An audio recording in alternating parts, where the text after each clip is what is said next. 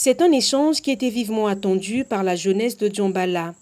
Une jeunesse confrontée à des difficultés de tous ordres que Prince Mikris Kabamboko, secrétaire exécutif du Conseil consultatif de la jeunesse qui séjourne au département des Plateaux, a attentivement écouté à l'effet de transmettre leur plaidoyer auprès des autorités compétentes. Josué Ngolali, jeune de Djambala, qui n'a pas manqué d'évoquer ses préoccupations au porte-parole de la jeunesse, reste optimiste. Bon, je lui ai surtout posé le problème de l'emploi parce que c'est le problème qui se pose ici dans le département des Plateaux en général et dans le district de Djambala en particulier. Je lui ai fait savoir que nous ne sommes pas soutenus, largement soutenus comme il devait, nous pensons devait être soutenus.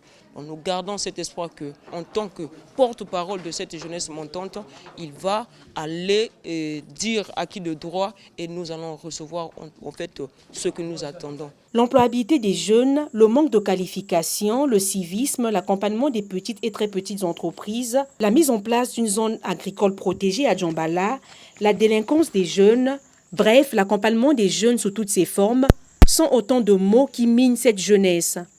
Où nous avons eu le privilège d'échanger avec les nombreux jeunes de Djambala, qui constituent les forces vives de Djambala, avec lesquels on a pu parler des problématiques de notre jeunesse. Et il faut quand même noter que le plus important, c'est surtout les questions liées à leur encadrement. Parce qu'une jeunesse mérite d'être encadrée si on veut que le pays se porte bien. Voilà. Nous les avons entendus nombreux.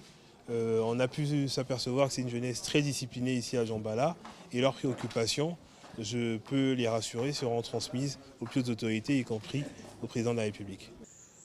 Djambala a son antenne du CCJ et travaille à la conscientisation de la jeunesse sur la délinquance juvénile. La jeunesse de notre pays constitue la richesse la plus importante du pays.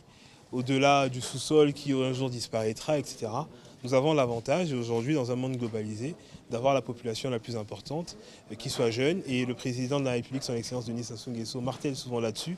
Les préoccupations du capital humain sont importantes.